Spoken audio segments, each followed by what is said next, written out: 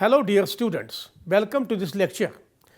Today we shall be discussing about privatization and liberalization, what these two terms are all about. Particularly we shall be discussing about privatization and liberalization in the Indian context.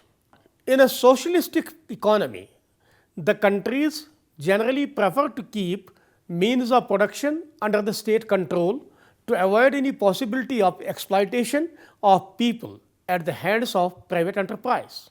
Besides, certain industries are so much capital intensive that private players may not afford to start.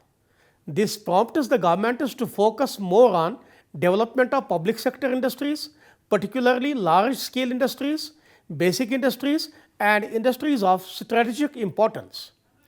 Our country India after independence pursued the same policy during several consecutive 5-year plans, and only a few areas were reserved for private sector, and that too subject to licensing and regulation by the government.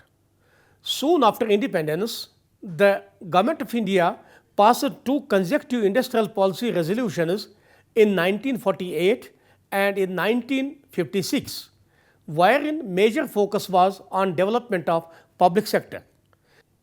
Strategic industries were kept the absolute monopoly of the government, while as large-scale basic industries were kept in the public sector.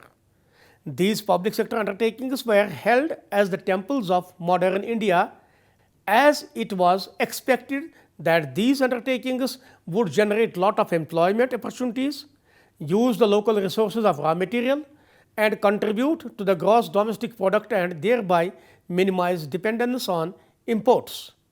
It was also contemplated that the balance of payments position of the country can also be improved, which was unfavorable. India, being a welfare state which had inherited a ravaged economy at the time of independence, was focused to improve the standard of living of people as a social gain. Besides, large investment in certain basic industries might have been an impediment to lure private enterprise to start such industries. Hence, development of private sector in basic and capital intensive industries did not find much favor. Even nationalization of 14 major banks took place in 1969. Dear students, we shall be now discussing what is privatization. Privatization indicates a shift from a socialist economy to a capitalist economy.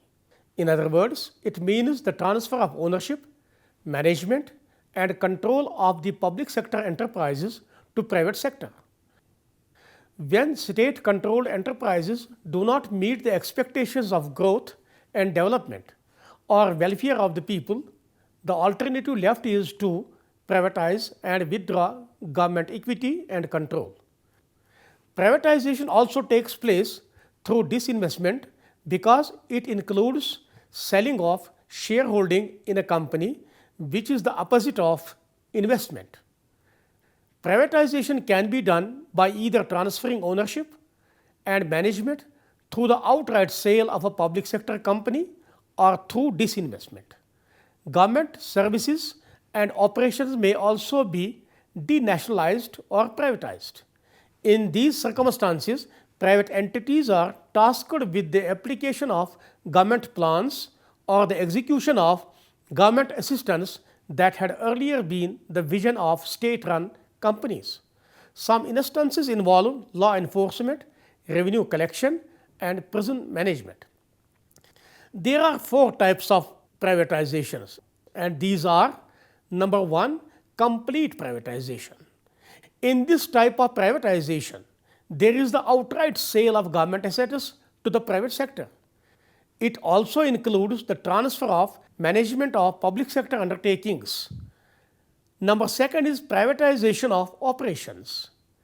This type of privatization includes the transfer of managerial and operational responsibilities of public sector undertakings to private firms. In this case, the firms use government assets to generate revenue.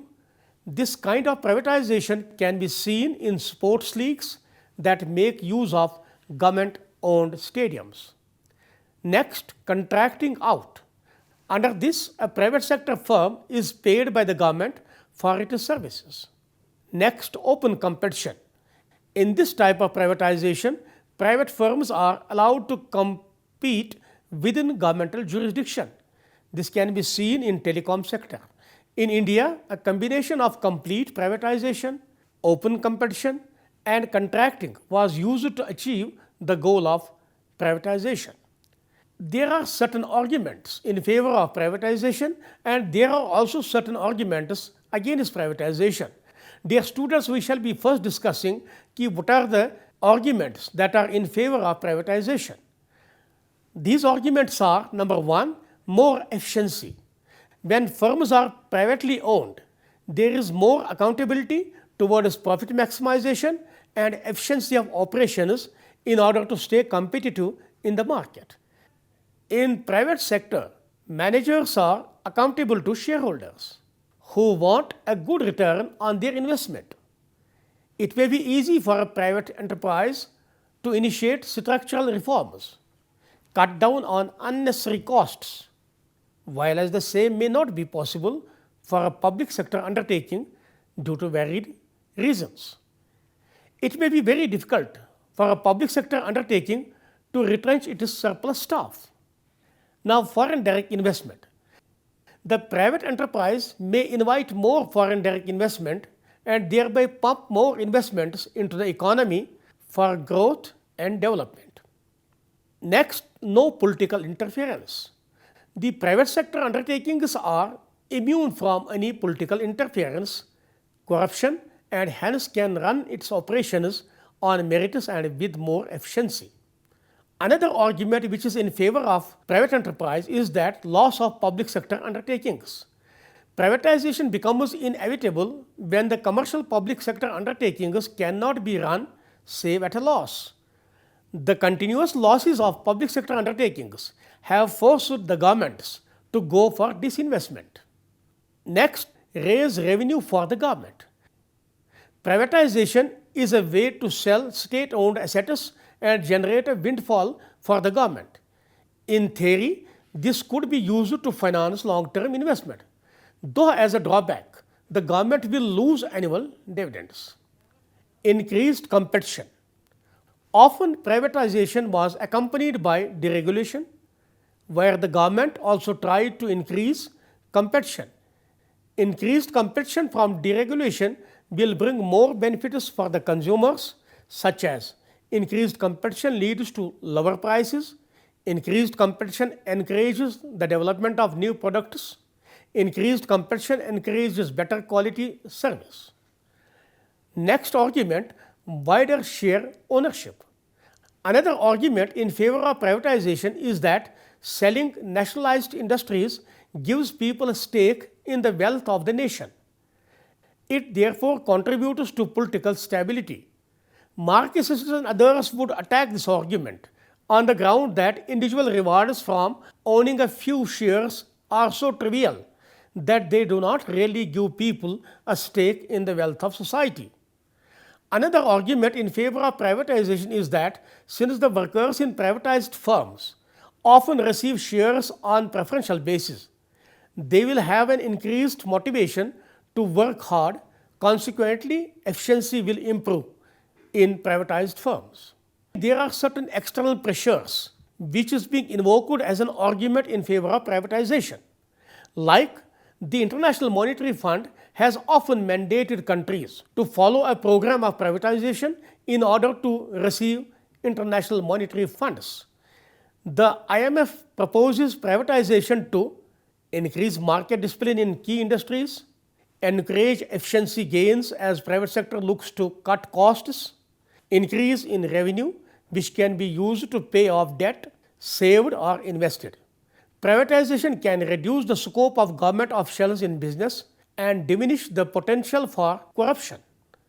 Now, there are certain arguments which are against privatization. These are: number one, privatization can lead to monopoly. A natural monopoly occurs when the most efficient number of firms in an industry is one. For example, tap water has very high fixed costs. Therefore, there is no scope for having competition among several firms.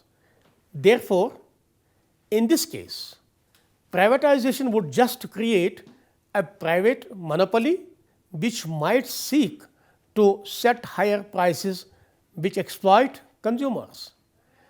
Therefore, it is better to have a public monopoly rather than a private monopoly which can exploit the consumers. Next argument against privatization is public interest. There are many industries which perform an important public service, for example, healthcare, education, and public transport. In these industries, the profit motive should not be the primary objective of firms and the industry. For example, in the case of healthcare, it is feared that privatization of healthcare would mean a greater priority is given to profit rather than patient care. Next argument that is against privatization is that government loses potential dividends.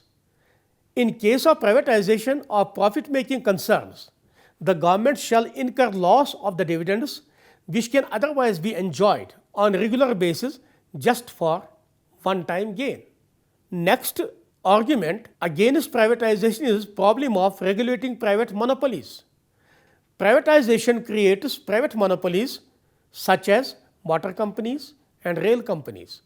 These need regulation to prevent abuse of monopolistic power. Therefore, there is still a need for government regulation similar to as under state ownership. Another argument which is against privatization is fragmentation of industries. Privatization may create fragmentation of ownership of different connected businesses which can lead to operational problems. Another argument against this privatization is no long-term investments. Privatization may set the short-term goal of meeting the aspirations of shareholders in terms of good dividends and thereby avoid investing in long-term projects. The private firms may make use of existing plants instead of investing in new plants. Next argument against privatization is employee resistance. The privatization may meet the resistance of employees and workers which can make them demotivated to pursue long-term plans of the organization unless they are made the stakeholders. Dear students, the two terms privatization and liberalization had been a buzzword in the year 1991. We shall be now discussing Indian case on privatization and liberalization. While India initially pursued a closed or inward-looking economy in which major focus was on development of public sector, this era marked nationalization of banks, enactment of Monopolies and Restrictive Trade Practices Act 1969, Foreign Exchange Regulation Act 1973, Industries Development and Regulation Act 1951, and other such measures in order to regulate the private sector. However, this was a regime of negative checks. The tariff and non-tariff barriers, quota restrictions, entailed a reciprocal response from other countries of the world. These regulations, controls, and laws had hampered the growth of the country and started to show its symptoms in 1980 and ultimately culminated in a bigger problem of economic crisis in the year 1990. Now we shall be discussing about economic reforms of 1991. How did the country navigate during the economic crisis of 1991? What were the measures that were initiated in 1991 to overcome this problem? After independence, the country faced the worst economic crisis, which even shook the creditworthiness of the nation in 1990. The foreign exchange reserves had gone down to mere 2,500 crores, which was sufficient to meet the expenditure on imports for 3 weeks only. The internal debt had gone up to 55% of GDP, while as external debt was 23% of GDP of the country. The country faced severe economic crisis because of adverse balance of payments position. Prices of essential goods had gone up. Government did not have enough reserves to import petrol and other products and was not able to repay the borrowings from abroad. The imports of the country were growing, whereas there was not matching increase in the exports. In addition to this, the uncertain political situation in the country only added fuel to the fire. There were three honorable prime ministers, namely Mr. Vishwanath Pratap Singh, December 1989 to November 1990, Mr. Chandrasekhar, November 1990 to June 1991, and P.V. Narasimha Rao, June 1991 to May 1996, within a span of 1.5 years. An unstable government meant that there were no proper strategies in place to handle the situation. In order to overcome the crisis, India approached World Bank and International Monetary Fund for loan to meet the crisis. These agencies, however, agreed, subject to the condition that India liberalizes and opens up its economy and reduces various restrictions. In order to overcome the precarious situation, India had to liberalize, privatize, and also go global, and thereby reap the dividends of open economy and international integration. This era is called the LPG era, that is, liberalization, privatization, and globalization.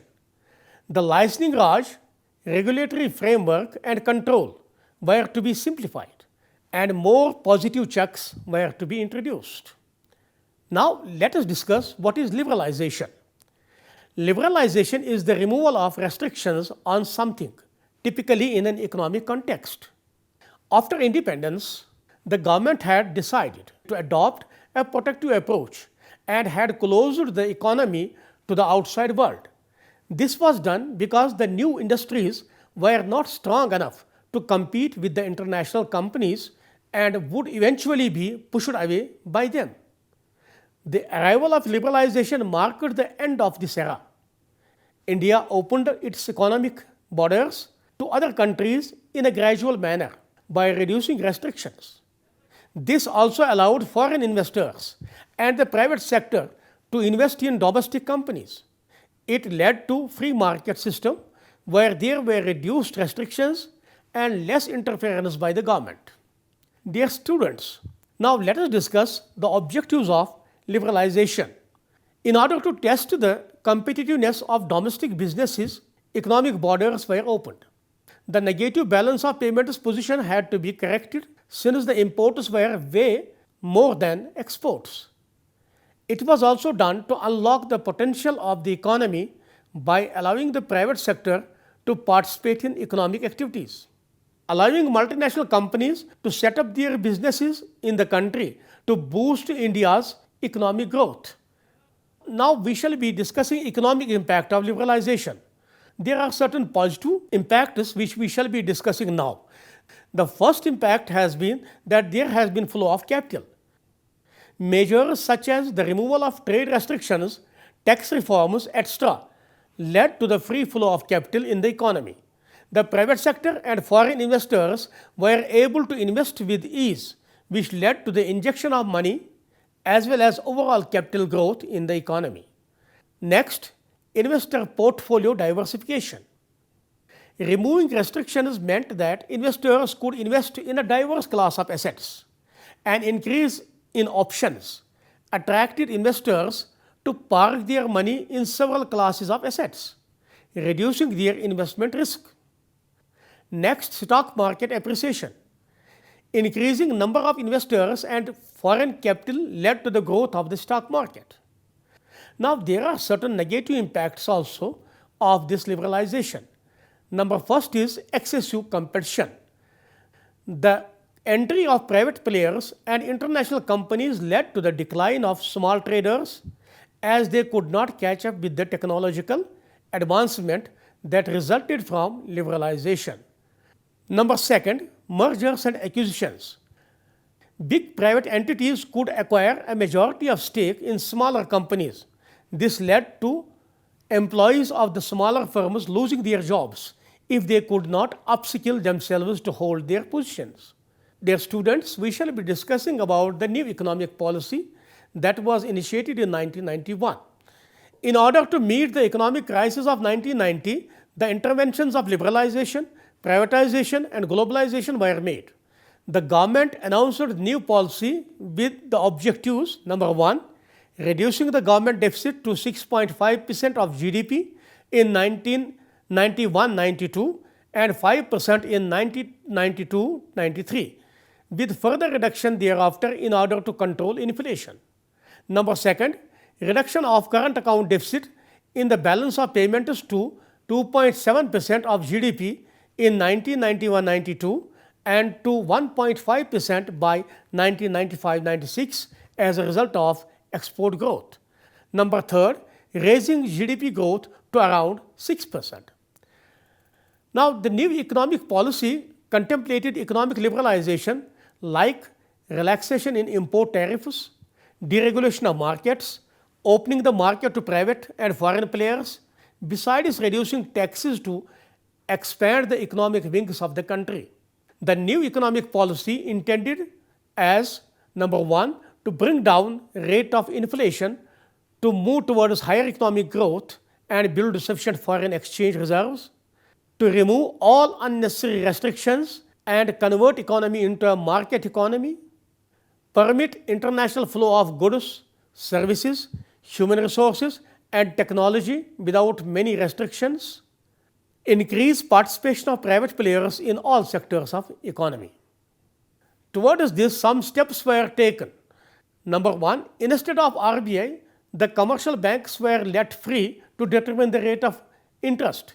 Investment limit to small-scale industries was enhanced to 1 crore so that they can upgrade machinery for greater efficiency. Indian industries were let free to import capital goods. In the liberalized era, industries were set free to diversify their production capacities and reduce production costs. Abolition of restrictive trade practices under MRTP Act 1969 and granting freedom to take investment decisions was done. Now, steps taken for privatization under new economic policy. Number 1, sale of shares in public sector undertakings. In order to reduce its equity, government started with the process of selling the shares of public sector undertakings to private sector, bringing the private participation to 45 to 55%. This means that even in certain undertakings, the government participation was reduced to such an extent which diluted the government control in favor of the private players. Number 2, disinvestment. The government started with the process of disinvestment of those undertakings which were incurring continuous losses. By disinvestment, we mean the selling of these undertakings to private sector. 3, minimization of public sector. The focus which was placed on establishment and growth of public sector undertakings was reversed, as these public sector undertakings did not stand the test of time. It was felt that the business of the government is not to do commercial business, but instead the business for welfare in a welfare state. So, dear students, it was all about today's lecture on privatization and liberalization. Hope you got the necessary inputs on it. We will meet again to discuss another lecture. Till then, take care. Goodbye.